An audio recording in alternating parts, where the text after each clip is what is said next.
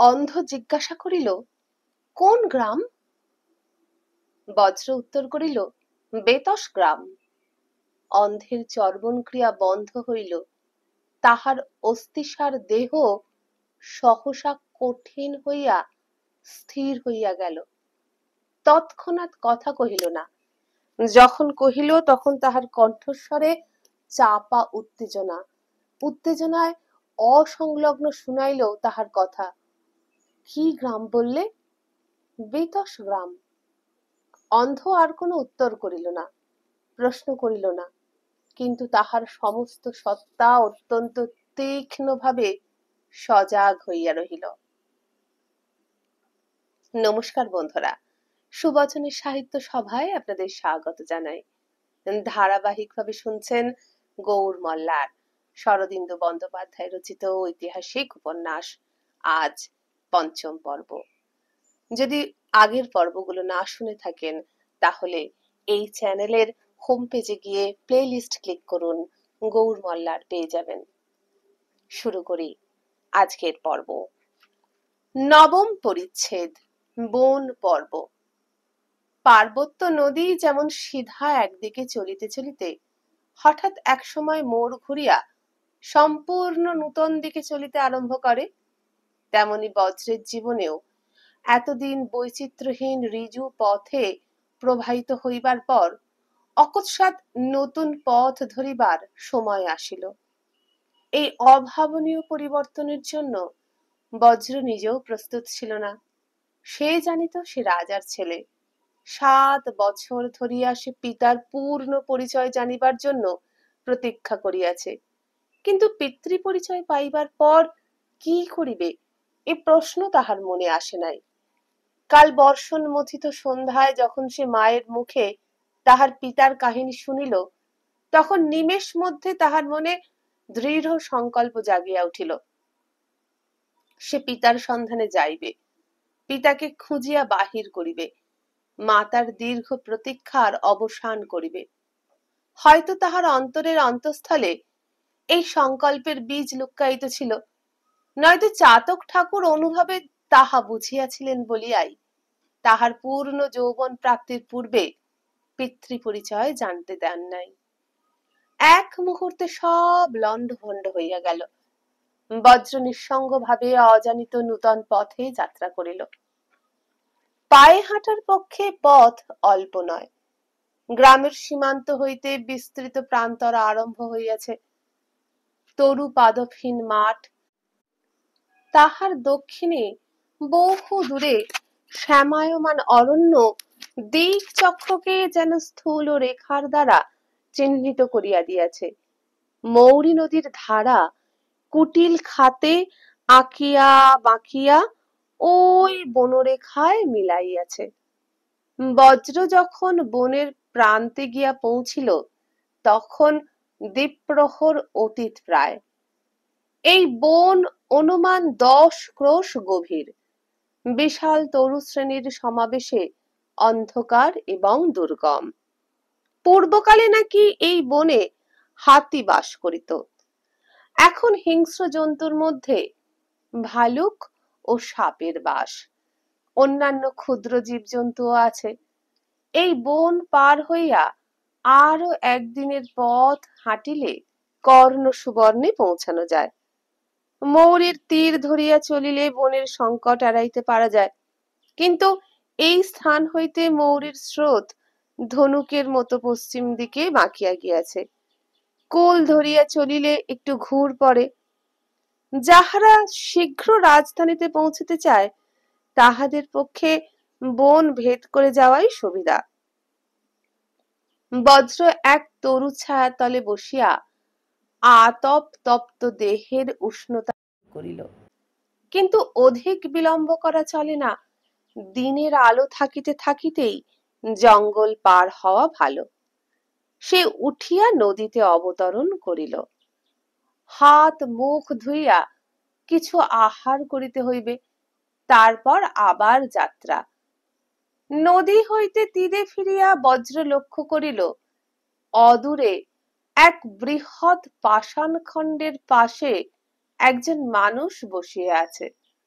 স্থির হইয়া বসিয়া আছে, একটুও নড়িতেছে না, কিন্তু তাহার সমস্ত দেহ সতর্কতার চেষ্টায় ব্যগ্র হইয়া আছে।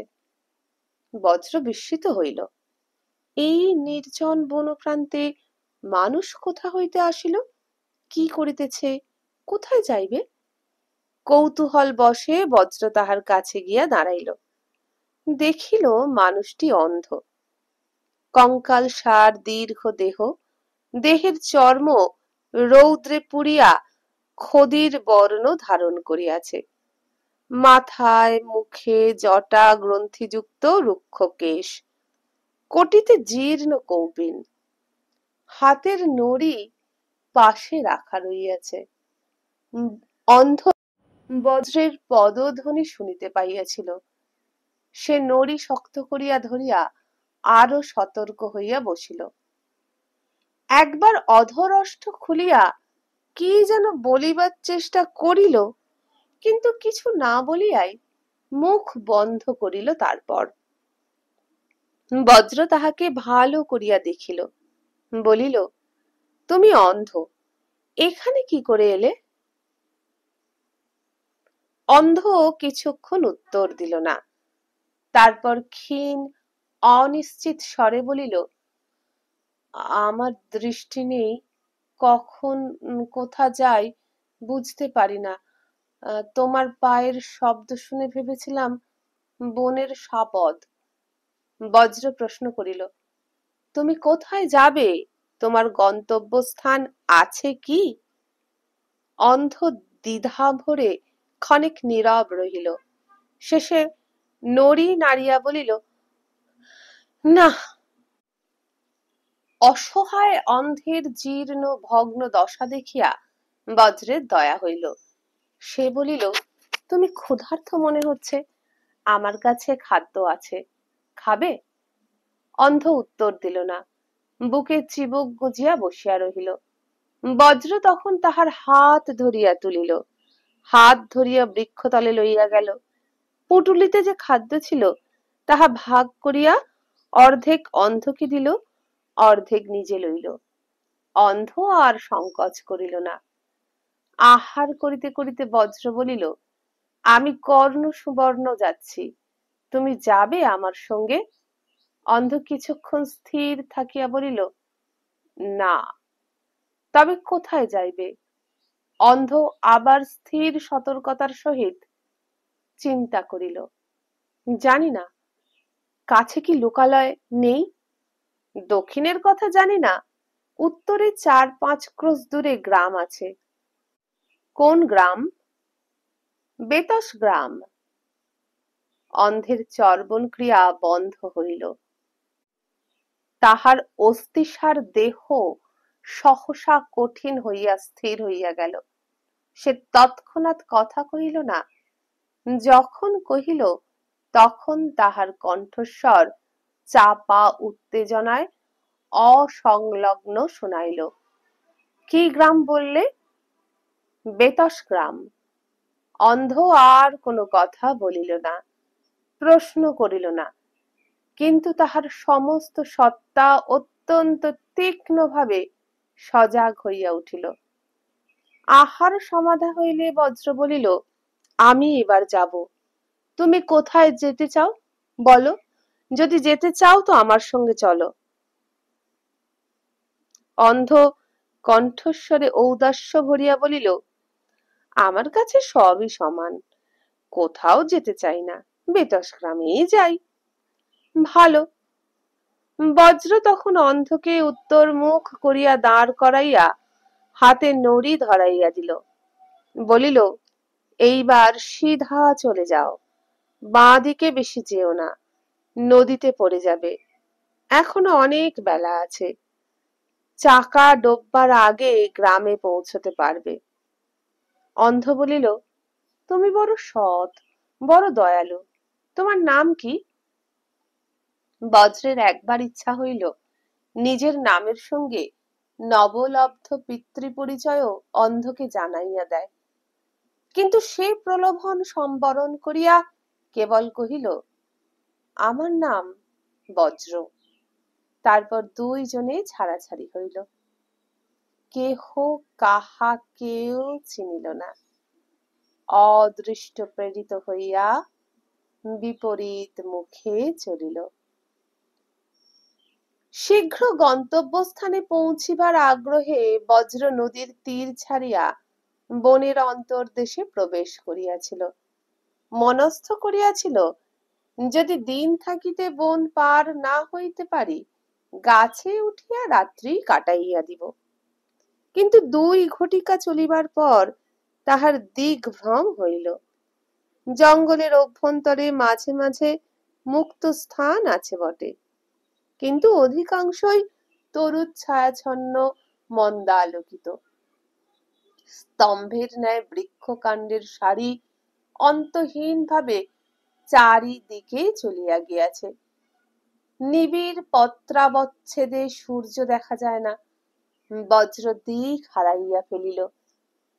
দক্ষিণে যাইতেছে কি পশ্চিমে যাইতেছে, কিংবা যেদিক হইতে আসিয়াছিল সেই দিকেই ফিরিয়া যাইতেছে কিনা তাহা নির্ণয় করিতে পারিল না।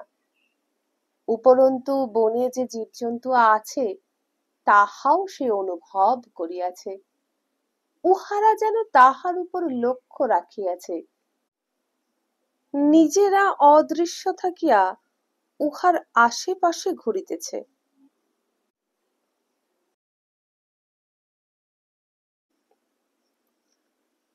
কচ্চিৎ অদূরস্থ গুল্মের মধ্যে সরসর শব্দ করিয়া কোন প্রাণী অলক্ষিতে অন্তর্হিত হইতেছে।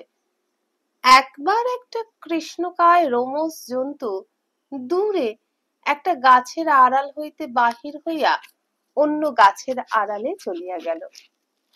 আবছা অন্ধকারে সেটা ঠিক কি জন্তু ধরা গেল না।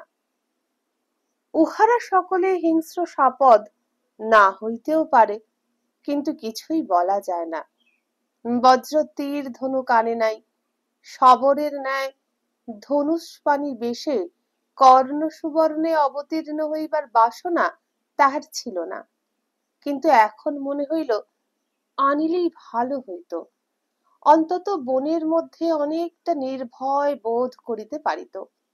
যেটুকু স্বল্পালোক ছিল তাহাও ধীরে ধীরে কমিয়া আসিতেছে। সূর্যাস্তের বোধহয় আর বিলম্ব নাই।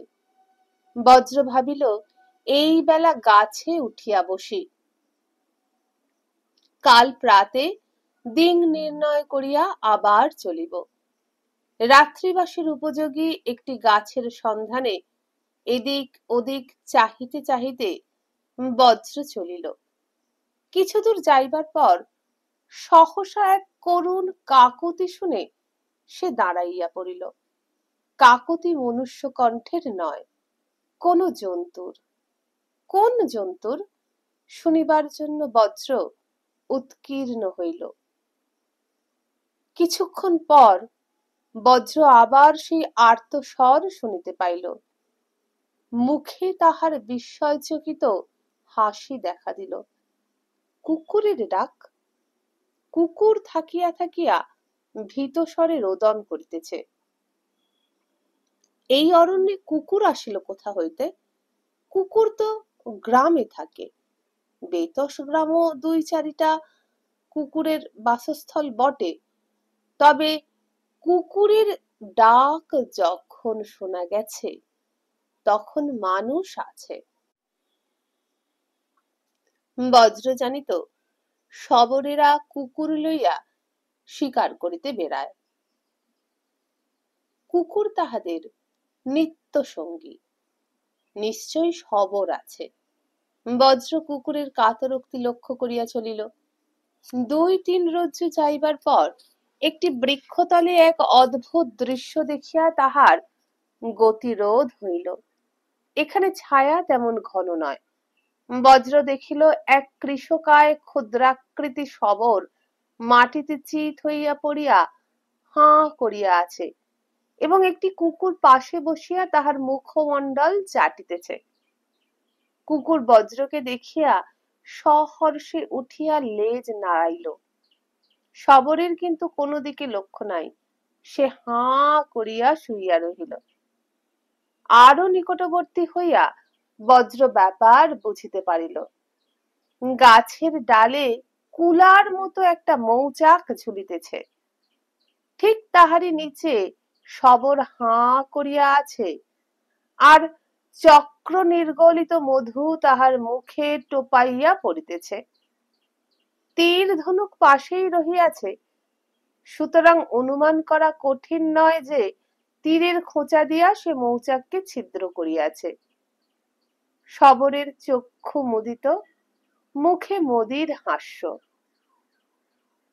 কুকুরটির কিন্তু চিত্তে শোক নাই। সে থাকিয়া থাকিয়া প্রভুর বদন সুধা লেহন করিতেছে বটে, কিন্তু বনের মধ্যে রাত্রি যাপন করিবার ইচ্ছা তাহার আদৌ নাই। তাই সে প্রভুর কানের কাছে ডাকিয়া ডাকিয়া গৃহে ফিরিবার ব্যগ্রতা জানাইতেছে। মধুমত্ত প্রভুর কিন্তু ভ্রক্ষেপ নাই। বজ্র উচ্চ কণ্ঠে হাসিয়া উঠিল। নূতন ধরনের শব্দ শুনিয়া শবর আরক্ত চক্ষু মেলিল, তারপর উঠিয়া বসিল। বজ্রকে পরম গাম্ভীর্যের সহিত নিরীক্ষণ করিয়া ঈষৎ গর্ব ভরে বলিল, আমার নাম কচ্ছু, এ আমার চুচু। চুচু শব্দের অর্থ কুকুর। বলিয়া কুকুরের গলা জড়াইয়া ধরিল। বজ্র বলিল, আমার নাম বজ্র, তোমার ঘর কোথায়? আমার ঘর। কচ্ছু অনিশ্চিত ভাবে একদিকে হাত নাড়িল। আমার ঘর ওই দিকে, সেখানে রত্তি আর মিত্তি আছে। আমি ঘরে যাব না, মধু খাবো বলিয়া শয়নের উপক্রম করিল। বজ্র একটু উদ্বিগ্ন হইয়া রহিল, তারপরে বলিল, রাত্রির কিন্তু আর দেরি নেই। আমি বনের মধ্যে পথ হারিয়ে ফেলেছি, কোথাও আশ্রয় পাচ্ছি না। তুমি আজ রাত্রির জন্য তোমার ঘরে আমাকে আশ্রয় দেবে? বনের মধ্যে অতিথি? শবর তৎক্ষণাৎ মাদকের মোহ ত্যাগ করিয়া ধনুক হাতে করিয়া দাঁড়াইল। সে গিরি গুহাবাসী বনচর মানুষ, কিন্তু আতিথেয়তা তার সহজাত ধর্ম। তাহার লঘু খর্ব দেহটি যেমন পরিপূর্ণ যৌবন স্বাস্থ্যের প্রলেপে সুচিক্কণ, মনের অকুণ্ঠিত সরলতাও তেমনি মধুর অনুপানে স্নিগ্ধ। পা একটু টলিতেছে বটে, কিন্তু মুখে সহৃদয় আতিথ্যের হাসি। সে আসিয়া বজ্রের হাত ধরিল, গদ গদ স্বরে বলিল, তুমি আমার ঘরে যাবে? আমার ঘরে রত্তি আর মিত্তি আছে, তারা তোমাকে হরিণের মাংস খাওয়াবে, এসো। সে বজ্রের হাত ধরিয়া চলিল। কুকুরটি প্রভুর অভিপ্রায় বুঝিয়া সানন্দে লাফাইতে লাফাইতে পথ দেখাইয়া চলিল। বজ্র ভাবিল, গাছের ডালে রাত্রিবাসের থেকে এ ভালো। প্রাতে শবর কর্ণ সুবর্ণের পথ বলিয়া দিতে পারিবে। অর্ধদণ্ড কাল চলিবার পর তাহারা একটি মুক্ত স্থানে পৌঁছিল। ভূমি কঙ্করময়, তাই গাছ গজায় নাই, কেবল ছোট ছোট গুল্ম। উন্মুক্ত আকাশের তলে আসিয়া বজ্র দেখিল, রাত্রি হইতে এখনো বিলম্ব আছে। পশ্চিমের বিশাল তরুশ্রেণীর আড়ালে সূর্য দেখা যাইতেছে না, কিন্তু এখনো সূর্যাস্ত হয় নাই।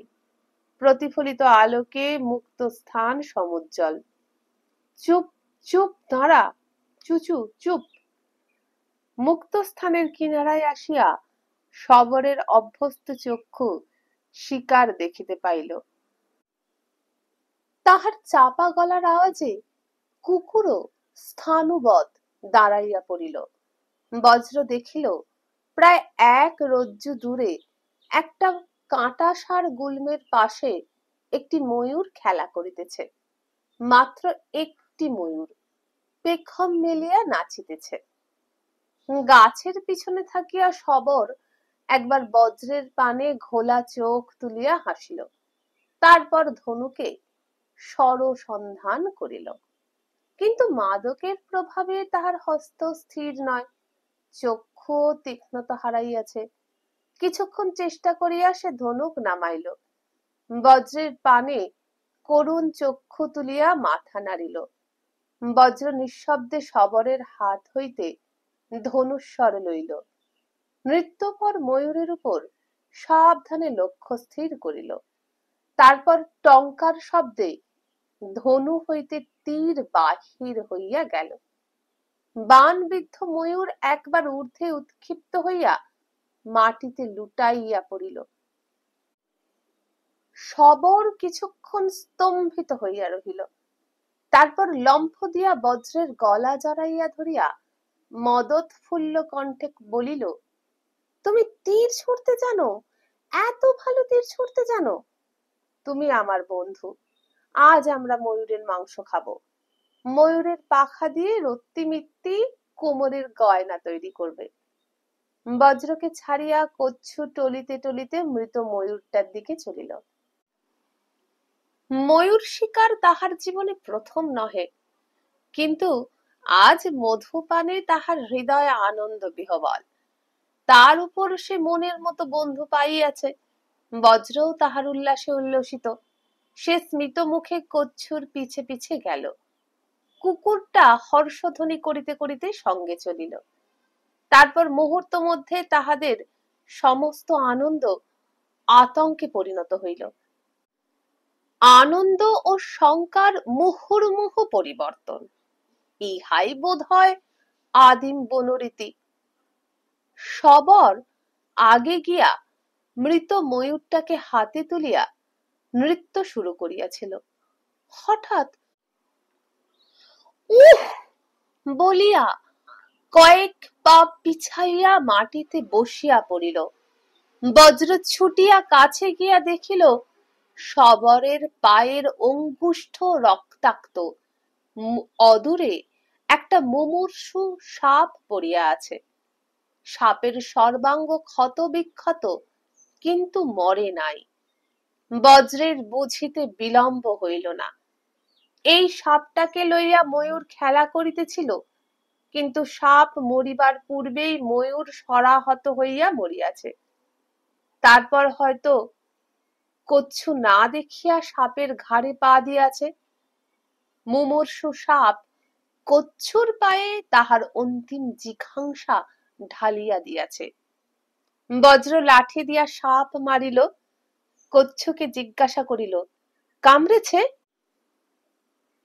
কচ্ছুর আর মাদকের মত্ততা নাই। মৃত্যুর সম্মুখীন হইয়া সে শান্ত আত্মস্থ। সহজ স্বরে বলিল, জাত সাপে খেয়েছে, আর বাঁচব না।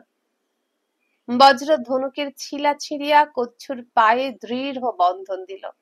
বলিল, এখান থেকে তোমার ঘর কত দূর? কচ্ছু বলিল, বেশি দূর নয়, কিন্তু যেতে পারবো না। রত্তি মিত্তি সাপের ওষুধ জানে, ঘরে পৌঁছতে পারলে তারা বাঁচাতে পারত। বন্ধু, তোমাকে নিয়ে আনন্দ করতে পেলাম না। যদি পারো রত্তি মিত্তিকে খবর দিও, চুচু তোমাকে পথ দেখিয়ে নিয়ে যাবে। বজ্র জিজ্ঞাসা করিল, রত্তি আর মিত্তি কে? ওরা আমার বউ। বলিয়া কচ্ছু ধীরে ধীরে শুইয়া পড়িল। না, তোমাকে আমি ঘরে নিয়ে যাব। বলিয়া বজ্র কচ্ছুর অবসন্ন দেহ দুই হাতে তুলিয়া লইল। চুচু এতক্ষণ প্রভুর পাশে নিশ্চল ভাবে বসিয়াছিল, এখন লাফাইয়া উঠিয়া চিৎকার করিতে করিতে একদিকে দৌড়তে আরম্ভ করিল।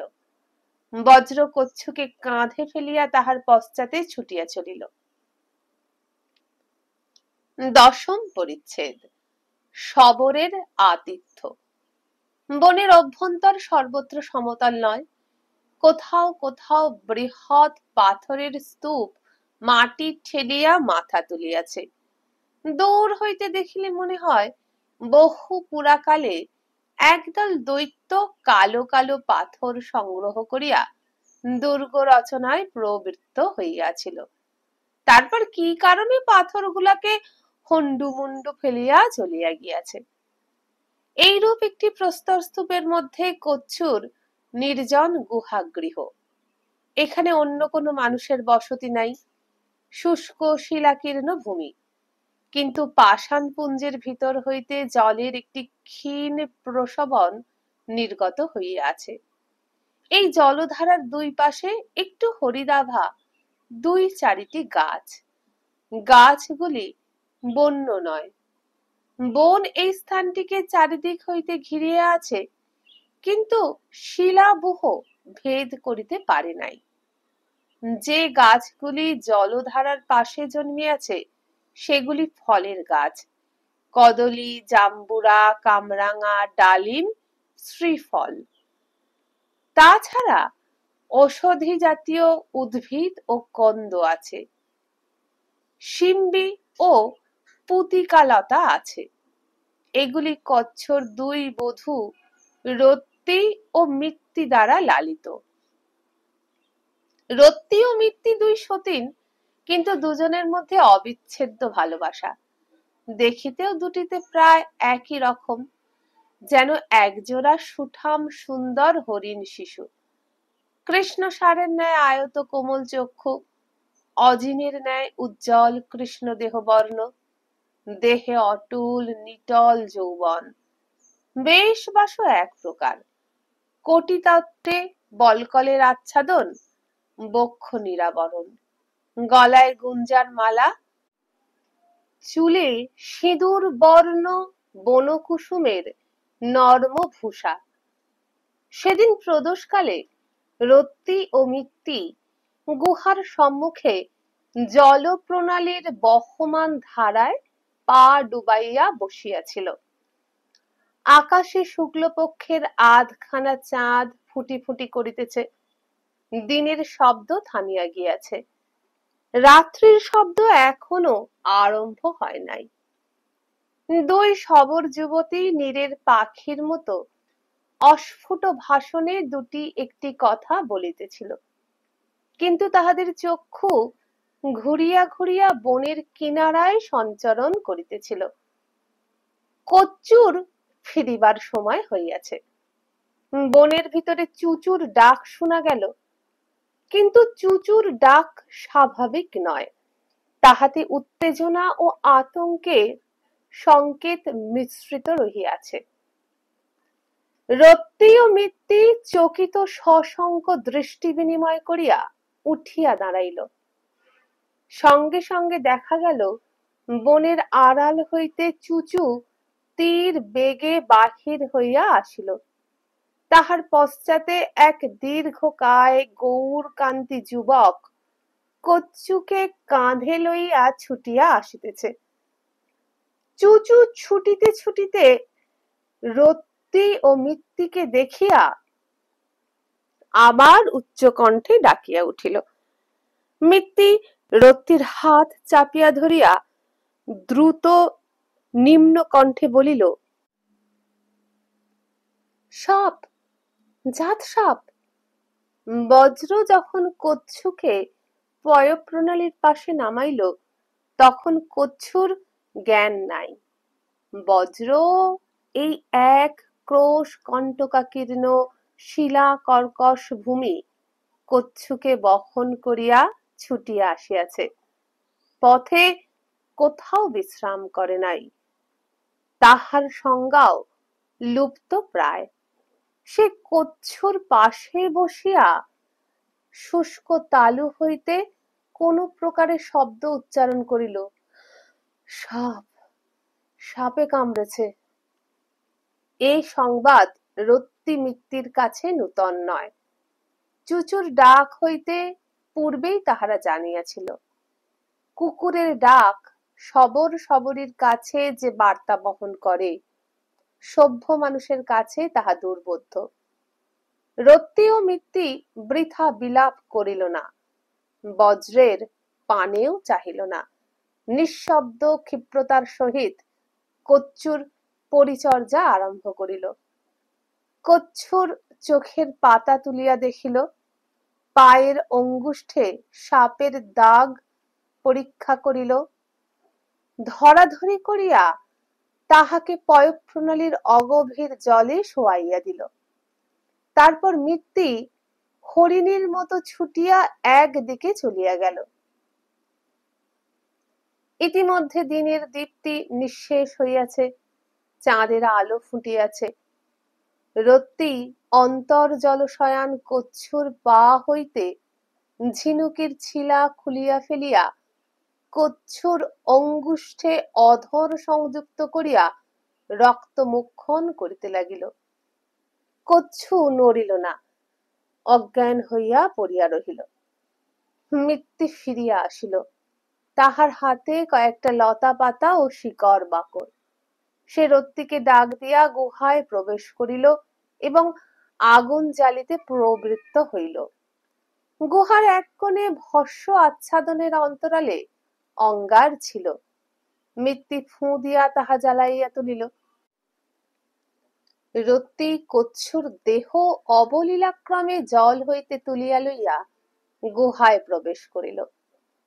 বজ্র বাহিরে বসিয়া দেখিতে লাগিল, আজ সমস্ত দিনের অন্নভ্যস্ত পরিশ্রমে তাহার বজ্রকঠিন দেহ গুঁড়া হইয়া গিয়াছে। কচ্ছুর প্রাণ বাঁচাইবার জন্য যেটুকু তাহার সাধ্য তাহা সে করিয়াছে, কিন্তু সে তো সাপের মন্ত্র ঔষধি জানে না, আর কি করিতে পারে।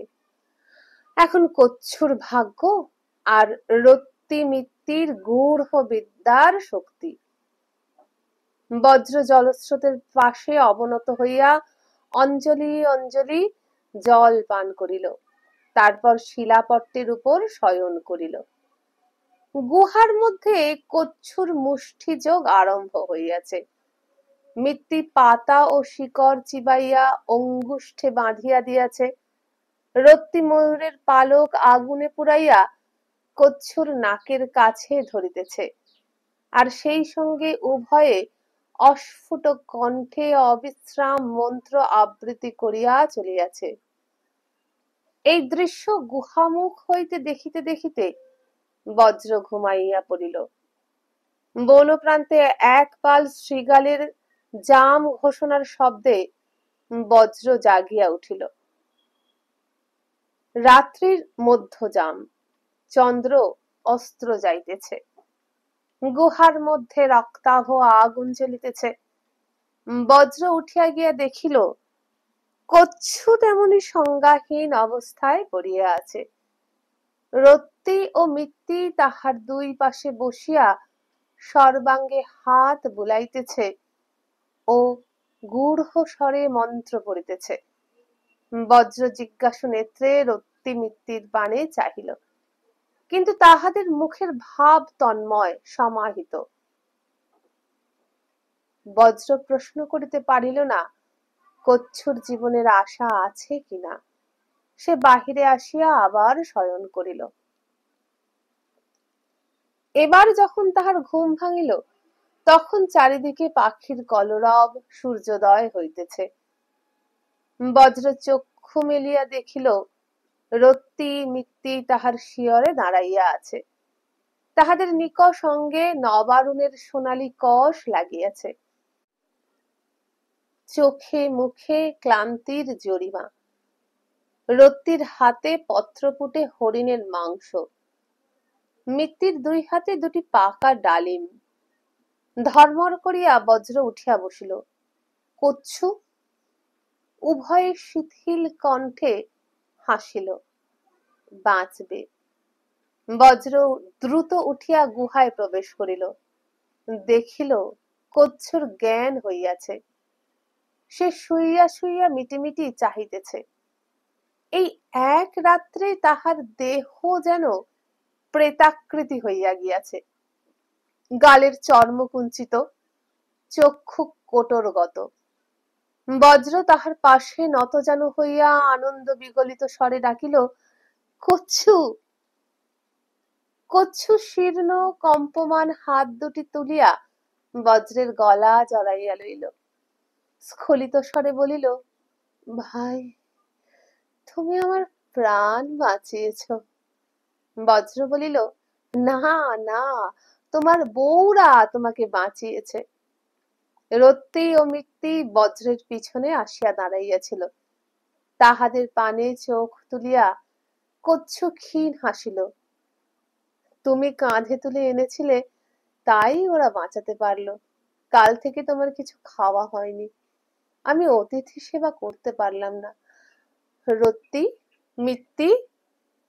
রত্তি ও মিত্তি হরিণের মাংস ও ডালিম বজ্রের সম্মুখে রাখিল। কচ্ছু বলিল, খাও ভাই, আমি দেখি। বজ্রের যথেষ্ট ক্ষুধার উদ্রেক হইয়াছিল, সে খাইতে বসিল। রত্তি ও মিত্তি নিজেদের মধ্যে নিম্নস্বরে কি কথা বলিয়া চলিয়া গেল। বজ্র খাইতে খাইতে কচ্ছুর প্রতি স্নেহপূর্ণ দৃষ্টি নিক্ষেপ করিতে লাগিল। তাহার মনে হইল কচ্ছু যেন তাহার কত দিনের পুরাতন বন্ধু। কচ্ছু যমের মুখ হইতে ফিরিয়া আসিয়াছে, এই তৃপ্তিতে তাহার হৃদয় পূর্ণ হইয়া উঠিল। আহার শেষে বজ্র বাহিরে গিয়া জল পান করিল। বাহিরে কিন্তু রত্তি মিত্তিকে দেখিতে পাইল না। সে ফিরিয়া আসিয়া বলিল, রত্তি মিত্তি কোথায় গেল? তাদের দেখলাম না। কচ্ছু বলল, ওরা বোধহয় জঙ্গলে শিকারের খোঁজে গেছে, কাল আমি কিছু মেরে আনতে পারলাম না। বজ্র তখন কচ্ছুর বুকের উপর হাত রাখিয়া বলিল, ভাই, আজ তবে আমি যাই, আমাকে কান শোনা যেতে হবে, অনেক দূরের পথ। কচ্ছু তাহার হাত চাপিয়া ধরিয়া কাতর স্বরে বলিল, বন্ধু, আজকের দিনটা থাকো, যদি যেতে হয় কাল যেও। আমি তোমার সেবা করতে পারলাম না, আমার বউরা তোমার সেবা করুক। আমাদের সেবা না নিয়ে যদি চলে যাও, তাহলে তাহলে কচ্ছুর অক্ষি কোটর জলে ভরিয়া উঠিল। ভালো, কালই যাব। বজ্র নির্বন্ধ করিল না। তাহার হাত পা এখনো আড়ষ্ট হইয়া আছে, গায়ের ব্যথা মরে নাই। একদিনের বিলম্বে কি ক্ষতি হইবে? দ্বীপ্রহরে রত্তি ও মিত্তি ফিরিয়া আসিল, সঙ্গে কয়েকটা নধর বন্য কুক্কুট। তাহারা বনে ফাঁদ পাতিয়া আহার্য সংগ্রহ করিয়াছে। অতঃপর কুকুরার মাংস রন্ধন হইলে সকলে একসঙ্গে আহারে বসিল। বজ্র একাই 2টা কুকুরা উদরস্থ করিল। কচ্ছু অল্প একটু খাইল। আহারান্তে বজ্র কচ্ছুর পাশে লম্বা হইল। রত্তি মিত্তি তাহার 2 প্রান্তে আসিয়া বসিল। মিত্তি তাহার পা টিপিতে আরম্ভ করিল, রত্তি মাথায় হাত বুলাইয়া দিতে লাগিল। বজ্র একটু আপত্তি করিল, কিন্তু তাহারা শুনিল না। বজ্র তখন আরামে, পরম আরামে, গাঢ় নিদ্রায় অভিভূত হইল। রত্তি ও মিত্তি রাত্রে ঘুমায় নাই, তাহারাও অল্পকাল মধ্যে বজ্রের 2 প্রান্তে ঢুলিয়া ঘুমাইয়া পড়িল। অপরাহ্নে বজ্র যখন জাগিল, তখন তাহার দেহের সমস্ত গ্লানি দূর হইয়াছে। কচ্ছুও শরীরে অনেকটা বল পাইয়াছে এবং নিজের চেষ্টায় উঠিয়া বসিয়াছে। 3 জনে ধরাধরি করিয়া তাহাকে গুহার বাহিরে প্রস্তরপট্টের উপর বসাইয়া দিল। পশ্চিমে সূর্য তখন বনানীর শীর্ষ স্পর্শ করিয়াছে। 2 পাশে তাহার 2 স্ত্রী গা ঘেঁষিয়া বসিল। বজ্র তাহাদের সম্মুখে কিছু দূরে বসিল। সকলের মুখেই প্রীতি গদগদ হাসি। তাহাদের দেখিয়া বজ্রের মনে হইতে লাগিল, কি মধুর ইহাদের জীবন। এই 3টি আদিম নরনারীর মধ্যে কি নিবিড় ভালোবাসা। ঈর্ষা নাই, স্বার্থপরতা নাই, ক্ষুদ্রতা নাই, আছে শুধু অফুরন্ত প্রাণের প্রাচুর্য। রত্তি ও মিত্তি কচ্ছুর কানের কাছে গুনগুন করিয়া গান গাহিতে লাগিল। গানের কথাগুলি তেমন স্পষ্ট নয়, কিন্তু ভাঙা ভাঙা জংলা সুর কখনো স্নেহে আর্দ্র, কখনো চটুল হাসিতে লুটাইয়া পড়িতেছে। কচ্ছুর নবজীবন লাভে তাহারা কত সুখী হইয়াছে, তাহাই যেন তাহাদের কণ্ঠে কাকলিতে প্রকাশিত হচ্ছে। গান শেষ হইলে তাহারা কচ্ছুর দুই কাঁধে মাথা রাখিয়া নীরব রহিল। শবর শবরীদের এই অকুণ্ঠ প্রণয় লীলা দেখিয়া বজ্র একটু লজ্জা পাইল, কিন্তু মনে মনে মুগ্ধও হইল। ইহারা যেন পাখির জাত, লজ্জা জানে না। ক্রমে সন্ধ্যার ছায়া নামিয়া আসিল। কচ্ছু তখন বজ্রকে সম্বোধন করিয়া বলিল, ভাই, কাল সকালে তুমি চলে যাবে। তুমি শুধু আমাদের অতিথি নও, আমার প্রাণদাতা। আমি বনের মানুষ, কি দিয়ে তোমার পূজা করব? আমার দুই বউ আছে, এদের মধ্যে যাকে তোমার ভালো লাগে তাকে নাও। আজ রাত্রির জন্য সে তোমার বউ। কচ্ছুর ইঙ্গিতে রত্তি ও মিত্তি আসিয়া বজ্রের সম্মুখে বসিল এবং তাহার মুখের কাছে মুখ আনিয়া মধুর হাস্য করিল। তাহাদের সরল মুখে মলিনতার চিহ্ন মাত্র নাই। তাহাদের সহজ প্রীতি তাহারা অর্পণ করিতে চায়, বন্ধুজনকে প্রীত করিতে চায়। বজ্র ক্ষণেক হতভম্ব হইয়া রহিল, তারপর উচ্চ কণ্ঠে হাসিয়া উঠিল। রত্তি ও মিত্তির হাত ধরিয়া তুলিয়া তাহাদের কচ্ছুর পাশে বসাইয়া দিয়া বলিল, কচ্ছু, তোমার বউ তোমারই থাক, আমার দরকার নেই।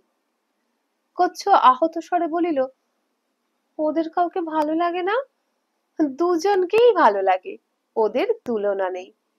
কিন্তু বজ্র কচ্ছুর সম্মুখে বসিল।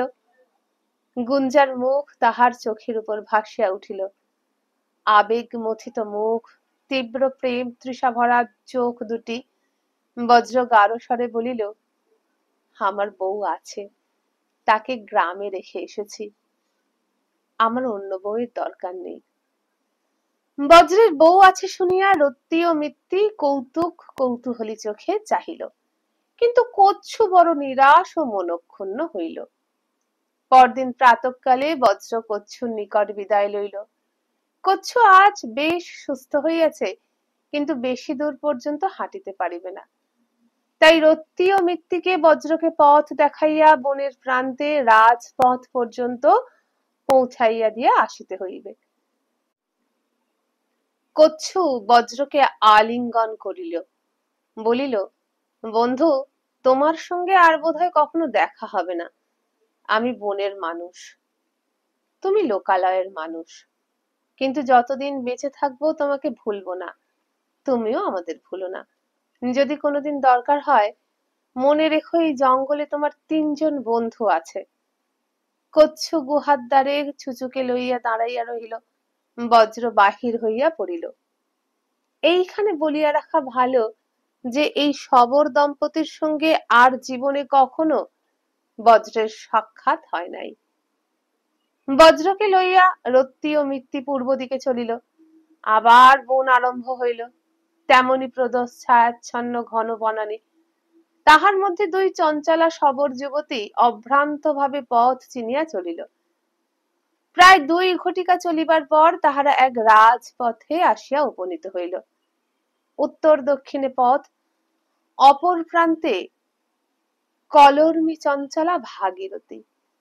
এই রাজপথের উল্লেখ পূর্বে করিয়াছি।